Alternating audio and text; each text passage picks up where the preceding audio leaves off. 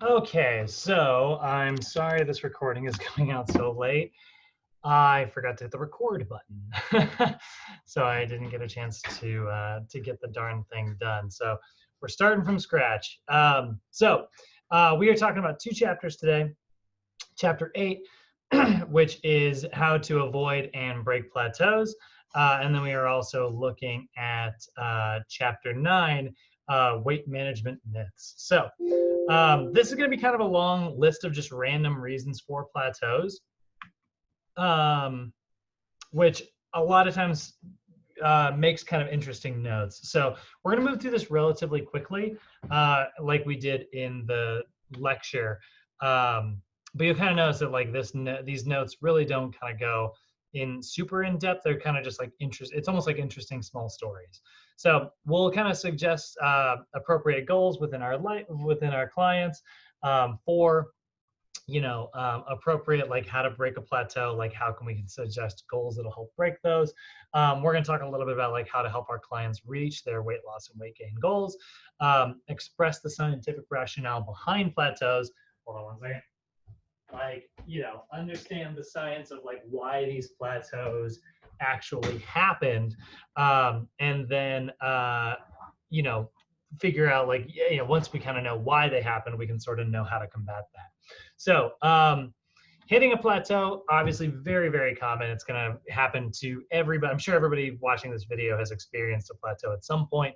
A lot of times your clients explaining a plateau, your clients will be like, yeah, I'm eating the right number of calories and I'm exercising as much as I'm supposed to. Like why, I should be losing weight, but I'm not. Why is that happening? And a lot of times it comes down to user error, or maybe it is some type of physiologic change has occurred. So we are going to discuss a lot of non-medical issues. Now, obviously, sometimes a plateau could just be because of a very intense physiologic change that has happened, like a medical change. But for the most part, we're talking about like a lot of the non-medical reasons here. So how does a plateau occur? We know that it is all going to come down to thermodynamics. Like it is the amount of energy in versus the amount of energy out, and that's it. Now, what is causing that energy to not be in balance? That's where the discussion occurs, right? But we know that even if your client's like, no, it can't be energy in versus energy out. I'm eating less energy than I'm expending. It's like, well, you have the perception that you are. The reality is probably very different. Not that you are doing it intentionally. It's probably just small errors that you're unaware of. Your body has changed, or you are underreporting calories for some various different reasons. So your body is trying to find balance, and it has. That's what a plateau is. Your body figured out how to get into balance. So the two most common reasons for a weight loss plateau are either going to be a physiologic adaptation. So now exercise is not as hard as it used to be. So you are literally like exercising and it's just not as difficult. Your body's gotten good at exercise. So it's burning less calories and now your weight reduction is going to slow. Or maybe it's non-compliance to the program, whether that non-compliance is nutritional, you're consuming more calories than you think, or it's physical, you're not exercising as intensely as you are aware. So looking at physiologic adaptations, like initially your body's going to consume a lot of energy to do work because it doesn't know how to do that work. Think about like somebody who's doing like a lunge, right? And it's like they aren't that great at it, so then they lunge forward and then like they lose their balance and they're like, oh, and then they stabilize and then they come back up. And then like they lose their balance again and they're like, ah, and they come back up. That little bit of like extra movement burns energy. And so like if you're continually exercising like that and you're continually burning extra pieces of energy, a program might result in a ton of weight loss in the beginning and then slow as as you get better at it. So this is where it becomes really important to track other types of measurements, right? So like as you adapt and you do lose weight, your body is also going to burn less energy. So like when you burn less energy, if you track those other things where it's like, I'm not losing any weight, and it's like, yeah, but you are losing inches, you're experiencing body composition changes, right? So as you experience changes and you do lose weight, your daily caloric needs are going to decrease. Eventually that can hit a plateau, and if you lose muscle along with that, which we know that we do lose some muscle mass whenever we lose weight, right? That can even result in weight gain because that muscle was burning a lot of energy. And then the most common version is going to be non-compliance, right? Like I said, there are nutrition factors here. And, there are also like people who are consuming or just not burning as much energy as they think. So we see physiologic adaptations, body composition changes, and we see non-compliance, right? So underreporting your calories, that could be an example, right? Maybe your client is eating a lot of meals away from home where they are not aware of how many calories they're consuming. Or maybe there's a misunderstanding of like their portion sizes, They thought they were getting 4 ounces of something, but they were actually getting 6 ounces of something. Or maybe they're forgetting to put certain foods in the food log. So when you as the trainer are like, man, we need to up your calorie intake because it's relatively low. And then it turns out like they're missing certain snacks or they're not aware of like, little things that they're consuming, right?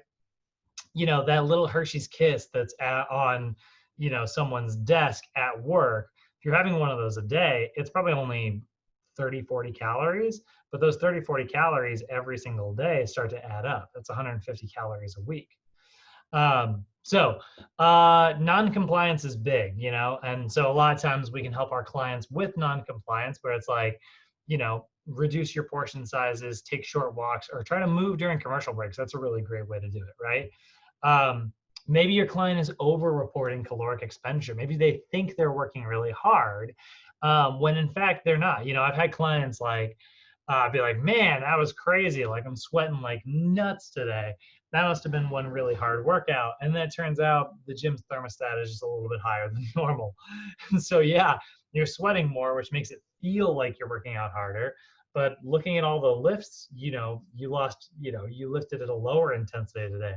Or maybe you didn't get a good night's sleep. And so you feel more tired. And so it feels harder, but it's not actually more difficult. So we can minimize these effects by wearing things like heart rate monitors.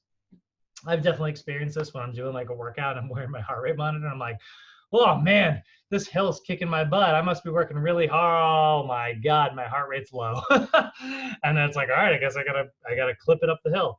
And usually what's great about that is you'll find a lot of extra energy. It's like, I gotta push harder and I don't think I can. And then the machine says, yeah, you can. And then you do it and you're like, I could. So that can be really great. Pedometers can be really great. Making sure that you're getting the same amount of steps in every single day is a great way to ensure that you're getting a minimum amount of energy burned. So that can be really, really helpful as well. But just helping your client, like, continue taking the stairs. If you had a client who is on a weight loss routine and, they're having success, and then all of a sudden they start to hit a plateau and you're like, well, let's not change your routine, but I want you to start taking the stairs at work every day. Suddenly that increases their caloric expenditure and it's enough. And it's like, now every day during your lunch break, I want you to take a 10-minute walk. Now, we're going to try to reduce your portion sizes. Those little changes, get that balance back out of whack. We don't want to be imbalanced. This is a weight plateau. This is weight loss, or this is weight gain, right? So what are some other strategies? How do we actually break these plateaus? What can we do to kind of help our clients? Well, we can reassess those calories. We can run the math again, they've lost weight. Their BMR is not the same. So reducing their calories can be really, really helpful. Now, if you start to notice that your client is losing like a lot of weight really rapidly, and they're also losing a lot of but their body fat percentage is going down slowly, which means they're losing muscle mass really rapidly. You can do a method, what's called zigzagging your calories, where they consume like higher calories on training days and lower calories throughout the rest of the day. So like, let's say somebody's eating 2,400 calories a day, and that's 7 days a week, right? So that's gonna be 16,000 calories overall, but they only train Monday through Friday, right? They take Saturday and Sunday off. So on Saturday and Sunday, they're still consuming 2,400, but they're not burning that much on those days. And they find that they're losing lean mass. Well, we want to increase, their calories on those days where they're losing lean mass. So, instead, we know that's a total of 16,800 per, week. But they're not working out 2 days a week, right? So 2 of those days, we're going to reduce that down to 2,000 calories. So that's going to take 4,000 calories out of this whole number. So 16,800 minus 4,000. So they're going to consume 12,000, except for on those 2 days, over the course of the other 5 days. So we divide that by 5. And now, rather than consuming 2,400 every single day of all 7 days of the week, Monday through Friday, they're going to consume 2,560. And on Saturday and Sunday, they're going to consume 2,000. Hopefully that tracks. So that is going to be a really helpful way to zigzag your calories. You can also have your client take a week off from training, which can be really effective, right? Like if your client's body has become like conditioned to exercise, taking a deload week can be a really effective strategy to let them reduce their expenditure a little bit, get a little deconditioned for a week, and then suddenly their body's going to go, man, I need to like get stronger again once you kind of come back to the gym. So it gives their body a little bit of time to adapt to the program, right? Now, this really is a great tool, but you really shouldn't use it unless if like a lapse has occurred, like if they have taken a week off within the last 10 to 12 weeks, you don't need to do this. So only do that if your client already hasn't, done on their own unwillingly, Don't take a week off after Christmas break. Also, implementing significant change to a program, moving up or down the OPT model can be a really great way to do this, right? Increasing your reps, increasing your sets, decreasing your sets, right? Moving up or down with that can result in like little changes. Try a new form of cardio. Like if you've been running every day for the last like couple weeks, change it up and get on a spin bike. Those little changes can result in your body being like, crap, I need to adapt to something, right? Also, moving more, increasing your caloric expenditure through like walking and things like that can be a really effective tool. We already kind of talked a little bit about that. Increasing your water intake. If your client is finding that it's really hard for them to stick to a diet because they are experiencing like excessive hunger, sometimes hunger is mistaken for thirst. Your body will be thirsty, and so it'll trigger hunger hormones because it's trying to get you to drink some water or consume foods that have water in them. And so sometimes like you can consume, more water, and that can reduce your overall caloric intake because you end up, not consuming as many calories. And then here's kind of an interesting one. This actually doesn't have much to do with breaking a plateau, but it is part of plateauing. Maybe it's time to reassess your long-term and your short-term goals. Focusing on like your original goals. Maybe your client has just fallen off the wagon a little bit. They're not reporting calories as accurately. They're not being as cautious about what they're eating. They have the perception that they're on this diet, but they're not consuming as many veggies as they were before because it's just feels very far away and they've lost their excitement, right? So reminding them of their original goal can be really helpful here in helping them, get really fired up and excited about their weight loss journey again. Increase your social support. Also, if a client starts, backsliding and falling into bad habits, having them bring their friends and family in on their goal can be a really great way to get them re-excited. So these two kind of go hand in hand here. And then encourage self-monitoring. Clients who aren't really monitoring things themselves, they're kind of relying on someone else to do a lot of the work for them. Give them ownership of their program. That will also keep them stimulated and keep them excited. Now, what are some other ways? We do have like a pharmacological approach. It's a big fancy way of saying supplements.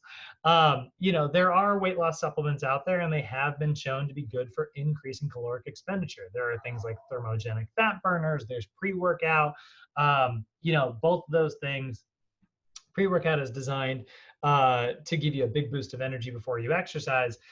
Thermogenic fat burners are things that are filled with like lots of caffeine and stimulants, which keep your caloric expenditure really, really high. So you can actually use tools like that. However, you should be aware that a lot of times they do have certain side effects, like both of those raise your blood pressure, which if you have an obese client who has elevated blood pressure, it could be very dangerous for them. So make sure you always consult a physician if your client is obese, especially. So aid your client through body composition plateau is a big part of like what we do. And although plateaus can occur for a lot of different reasons, at the end of the day, it's all coming down to energy in versus energy out. If it's been balanced, you're not going to change your body. If you have it out of balance, you're either going to gain weight or lose weight. So we want to help our clients by educating them in behavior change strategies like we talked about here, but also in some just like information about nutrition and exercise. What exercises burn the most energy. If your client stops losing weight because you've been doing a bench chest press, change it up, put them on a stability ball, make them do a stability ball chest press. That little bit of like instability is going to burn more calories. So next chapter we're looking at here is weight management myths.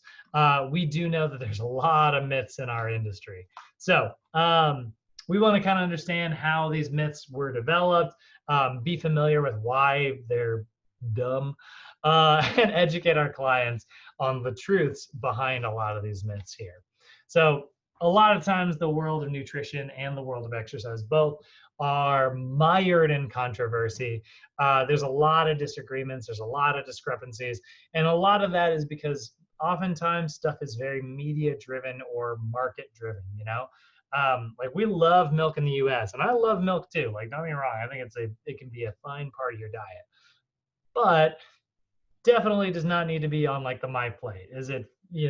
The My Plate is designed to be this like perfect example of like a healthy meal. Milk is not always healthy for every client. So it's not really fair, to say that it's necessary for everyone. That's a myth, right? So we want to find a way to kind of separate relevant from irrelevant information. So first one we're going to look at a bunch of different types of diets here. High protein diets or low carb diets. You'll hear people say that this is the best way to lose weight. And there is no scientific consensus that says that like one macronutrient ratio is better than another. We just know that it comes down to energy in versus energy out. Giving yourself enough carbohydrates could be a great way to make sure that you have enough energy to work out hard. And we just talked about how if you're not working out as hard as you're supposed to, you might experience a plateau. So why is it that some people have experienced so much success on a ketogenic diet? Well, they're experiencing a state of ketosis, right?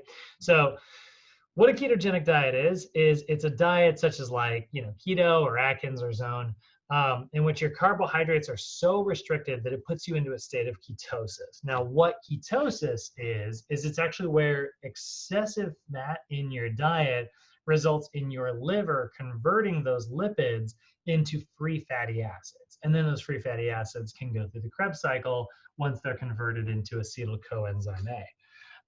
And then you can use it for ATP production. So what ends up happening though is you're left over with a lot of like these leftover ketone bodies, which tend to be really high in pH, which could result in like acidosis, which is hyperacidosis, which is not great. Why does it work? You hear people who are on ketogenic diets and they, it works all the time. Well, so people say. So why is that the case? Well, we got to remember that like high protein diets oftentimes are foods that people really enjoy eating, like things like bacon and other types of like, cuts of meats and things like that. And so because those are so satisfying, people are really likely to adhere to a diet. So if you are eating 1,200 calorie diet and it's a keto diet where it's extremely tasty foods to someone, they're really likely to stick to that. And so that caloric deficit is maintained. Also, high protein diet tends to result in like greater satiety. So your body stays feeling full hunger, which means you're also more likely to stick to the diet. So is a low carbohydrate diet better for losing weight? Not because it's magic, but because they are easy to stick to. What about carbohydrates being, resulting in weight gain? Because, carbohydrates spike your insulin and insulin results in weight gain. So don't get me wrong, like insulin's job is to pull sugar out of your blood and convert it to glycogen. And if it can't convert it to glycogen, it will convert it to body fat. So insulin is responsible for building body fat, but that does not mean insulin is bad, right? A lot of times people think that insulin is, bad for you, but it's an anabolic hormone. It triggers like pulling sugar out of your blood for your muscles to eat as well. And so it's produced by the pancreas and it responds to high glucose concentrations and removes glucose from the blood into your muscle, but also into your fat cells. So because of that, we're constantly talking about you got to make sure you don't spike your blood sugar levels. And don't get me wrong, like I give that advice to people all the time. I constantly tell my clients not to spike their blood sugar levels. Not so much because they are, you know, uh, going to produce more body fat, but because then you are more likely to overeat later when your blood sugar levels bottom out. Because what's going to happen then is you pull all that sugar out of your blood, and now your body's like, well, now I need more sugar in order to be able to produce enough energy. Now, for the record, we do have this up here. The opposite of insulin is going to be glucagon, which is a hormone that your pancreas creates whenever your blood sugar levels are too low. So if your blood sugar levels are super low, glucagon will raise them back to normal levels by releasing glycogen from all of your liver and your muscles and things like that. Now, how do we measure, like, how is it we can figure out how much sugar is going to affect our insulin? Like, how much insulin am I going to make? Well, we have a term called the glycemic index, which is a great tool for measuring how much certain foods affect your blood sugar levels. And so a food that's really high on the GI scale on the glycemic index, that's going to be a food that spikes your insulin. And a food that's a little bit lower isn't going to have that deep effect. Now, this is a great tool if you are strictly looking at insulin production, but remember, sometimes like this is criticized by a lot of people because like it's not really how we consume foods. You know, the glycemic index is like a list of individual foods, but like you're not just eating like a pot of lentils, you know, you're eating like some lentils and maybe there's some barbecue sauce in there. And then like a side of broccoli and like some protein as well. And so all of that mixed together has a very low glycemic effect, even though barbecue sauce would be super high because of all the sugar in it. So that's definitely, at the end of the day, carbohydrates, very important. And just because they do raise your insulin levels doesn't mean it makes you fat, right? Insulin is a very important hormone that we need. The more you cut calories, the more weight you'll lose. This is a classic one. This results in like super low calorie diets. These are diets that are extremely low. Sometimes they go below like 1,200. I don't take my clients below 15. But for the most part, NASM is going to recommend never taking your clients below, 1,200 calories. A lot of times that results in not getting enough energy in, and so your client will be lethargic. They'll experience mood swings. They can be dehydrated because there is a lot of water content in our food. And sometimes it can even result in crazy medical things like gallstones. Your body actually releases minerals in response to this super low energy expenditure. And then those minerals get trapped in your liver, which then get transported to your gallbladder. And then like little bits of that mineral start to build up and eventually you have a stone. You have to remove your gallbladder. So that can be a very dangerous side effect of a super low calorie diet. Certain foods can burn fat and make you lose weight. Negative calorie diets. If you've ever heard of the grapefruit diet, this is the theory that like grapefruit is so acidic that it actually burns more energy than the calories that are in it. Mustard is another really good example of this. Mustard is very hard for your body to process, and so it actually burns more energy. Celery is high in fiber, and so sometimes you'll think of that. These are true things. Your body actually expends more energy processing that food than it does, breaking that food apart to use for energy. So theoretically, you would think that's a great way to create a caloric deficit. But the problem is a lot of times this is just a very low calorie diet in disguise. You'll have people who are, doing cleanses and, they're only eating these foods. And so because of that, they're just not consuming very many calories. And so, yeah, they did lose weight, but it's not because of like, the magic in a grapefruit. Low fat means healthy, or fat-free means healthy, or low sugar means healthy. None of those things are true. We know that certain, high levels of saturated fat is unhealthy, and so avoiding that is good. We know that excessive levels of sugar can be bad for you, and so, we do want to avoid excessive added sugars. But just because like something has low fat on the label does not mean it's a healthy food. That's a very common myth there. Oftentimes, guys, low sugar foods are really high in fat or protein, and oftentimes low fat foods are really high in sugar. They gotta find a way to make it taste good somehow. Skipping meals is a great way to lose weight. We know that oftentimes, like skipping meals, hey, I did not consume a bunch of calories, and so boom, you created a deficit. But then what ends up happening is you get super hungry and your body consumes extra energy later. And so that ends up resulting in an overall increase in caloric expenditure, because a lot of times people end up binging later, and the more food you're intaking at once, the harder it is to measure. So skipping meals often result in consuming more calories without really thinking about it. Eating at night causes weight gain. This is a common one you hear all the time. Definitely not true. Your body is not better at building fat at night, even though you are sleeping. Yes, you are in the fat burning zone when you are at night, or when you are sleeping, because your energy expenditure is super low, but that doesn't mean that your body is building fat because of all the calories you ate just before bed. That's not really how our bodies work. Energy is going to get stored no matter when you eat it. So being vegetarian is a great way to lose weight. You'll hear that sometimes. That is not necessarily true. Now, don't get me wrong, plant-based diets are oftentimes very health promoting because they are super micronutrient rich because of all of the plant sources of food that are being eaten. However, sometimes they're super low in fat. And so what that can sometimes do is actually result in like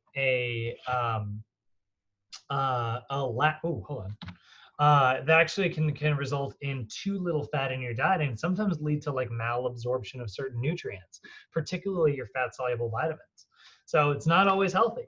And you know, Oreos are vegan. So it's not always low in sugar, and it's also not always low in calories. Another one you'll hear on the opposite, it's like the opposite of the vegetarian diet, is like, you can never eat red meat. That's not true either. Now, don't get me wrong, red meat is super high in cholesterol and much higher in saturated fat, but it's not like it can't be part of your diet. It's an excellent source of iron, it's an excellent source of zinc. And so incorporating it into a program just means that you want to, you know, typically what you're going to see is like, try to choose leaner cuts and trim away any visible fat. I know that's blasphemy. My dad somewhere his ears are burning.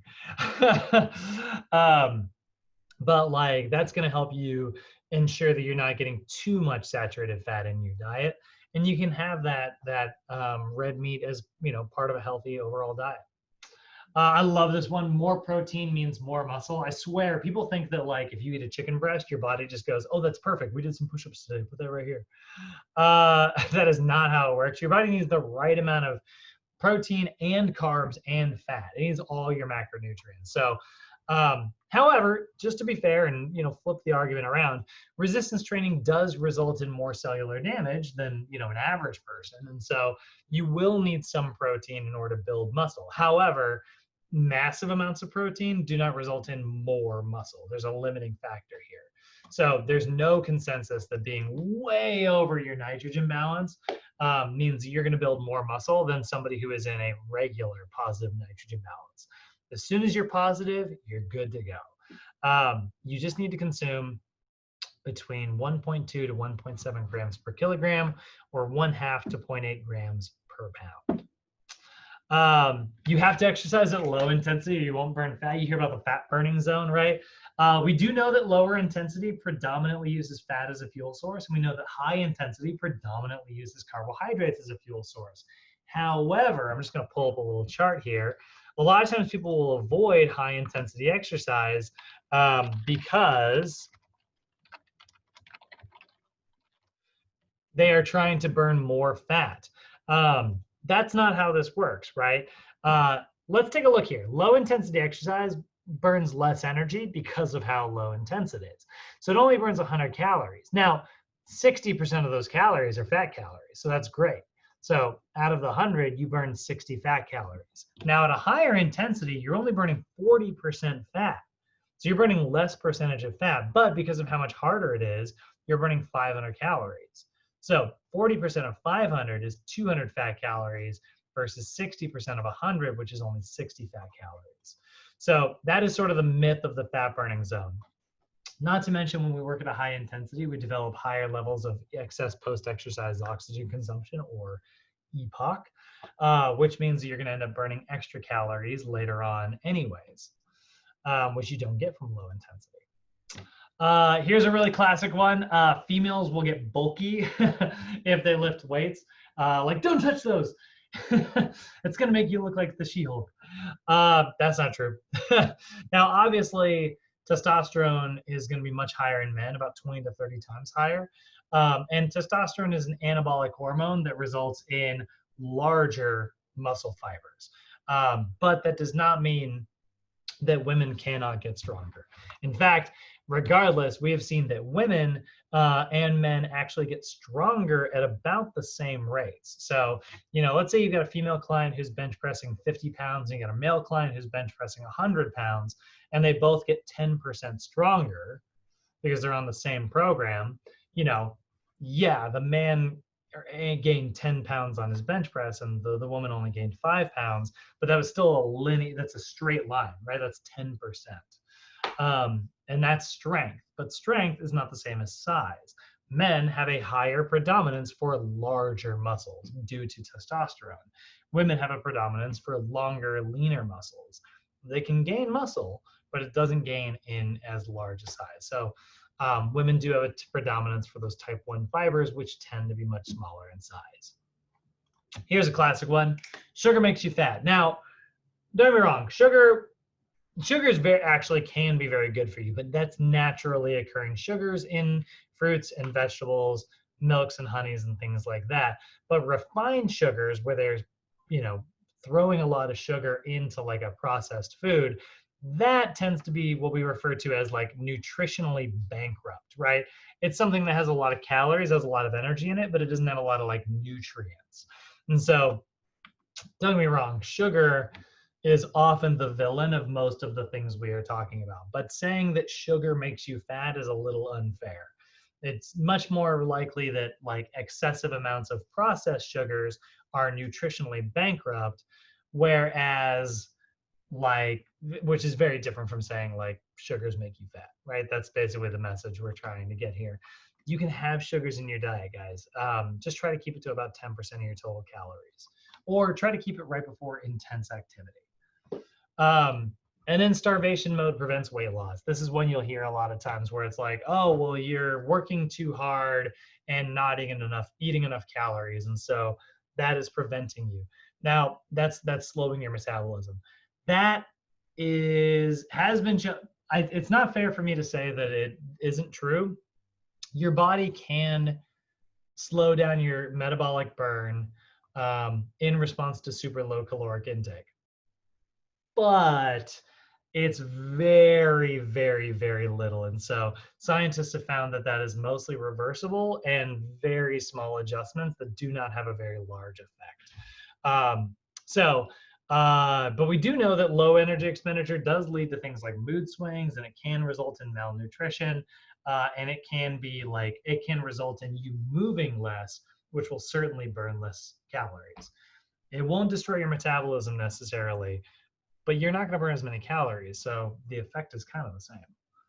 So in the end, we want to kind of demystify these things. We're going to break these myths up as best we can and use academic resources and authoritative data to make healthy choices, right? We have more control over how our metabolism is responding and how we are eating foods than we kind of think. Sometimes people think that there's a lot of lack of control because there's so much junk in their food. And it's like, well, we have a lot of control over our choices, and there's a lot of things we can do to increase our expenditure. So that is about all I got for you guys today. I'm going to go ahead and end this and see y'all tomorrow. And I will not forget to hit the recording button twice in a row. So this won't go up so late ever again, hopefully.